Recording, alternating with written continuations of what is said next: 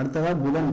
புதனுக்கு இது ஒரு ஆட்சி வீடு, இது ஒரு ஆட்சி வீடு. இங்கே உச்சமாயிடுவாரு, இங்க நீச்சம் ஆயிடுவாரு. புதன் அப்படிங்கிறவரு இரட்டை தன்மை உள்ள ஒரு கிரகம். நம்மளுடைய புத்தி இருக்குல்ல, இன்டெலிஜென்ஸ் இருக்கு பாத்தீங்களா, அந்த இன்டெலிஜென்ஸுக்கு வந்து காரணம் வந்து புதன். எந்த அளவுக்கு நம்ம அறிவா யோசிக்கிறோமோ அந்த அறிவுக்கு காரணம் புதன். அப்ப இவங்களோட அறிவு அப்படிங்கிறது எந்தெந்த விதத்துல பயன்படும்? இது காலபுருஷனுக்கு 3ஆம் வீடு, இது 6ஆம் வீடு, இது 12ஆம் வீடு. இந்த லக்னத்துக்கு எடுத்துக்கிட்டோம் அப்படின்னா இது 4ஆம் வீடு, இது 10ஆம் வீடு.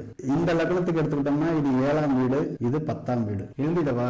இப்ப காலபுருஷனுக்கு எடுத்துக்கிட்டோம்னா 1, 3, 6, 12 காலபுருஷ லக்னத்துக்கு. மிதுன லக்னத்துக்கு எடுத்துக்கிட்டோம் அப்படின்னா மிதுன லக்னத்துக்கு இது 1 வந்துருமா, இது 4 வந்துருமா. கன்னியா லக்னத்துக்கு எடுத்துக்கிட்டோம்னா கன்னியா லக்னம் 1, மீன வீடு 7, இது 10.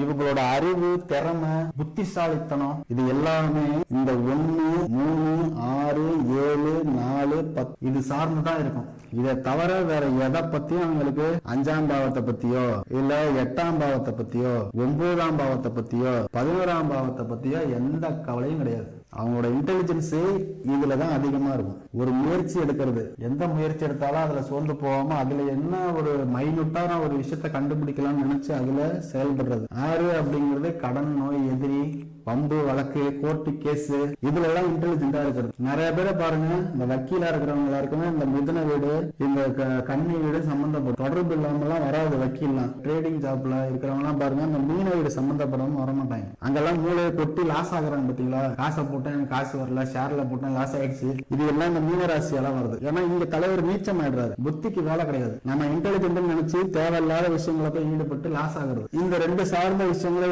அறிவுத்தனமா யோசிக்கிறது. இங்க நான் அறிவாலும் நினைச்சு முட்டாளாகிறது. காலபுருஷனுக்கு 12. அப்போ இந்த லக்னத்துக்கு எடுத்தோம்னா இது 10ஆம் பாவமா வந்துடும், இந்த லக்னத்துக்கு எடுத்தோம்னா இது 7ஆம் பாவமும். அப்போ 10ஆம் பாவங்கிறது தொழில், 7ஆம் பாவம் அப்படிங்கிறது நம்மளுடைய லைஃப் பார்ட்னர், நம்மளுடைய தொழில் கூட்டாளி, நாம டெய்லி சந்திக்கிற யாரா இருந்தாலும் தொழிலையும் கணவன் ஆறு மனைவி அவங்க விஷயத்திலையும் இவங்க வந்து ஒரு அறிவாளியான ஒரு முட்டாள்னு தான் சொல்லணும். தொழில் விஷயத்திலும் சரியான விதத்துல நம்மளோட இன்டெலிஜென்டா பயன்படுத்த முடியாது.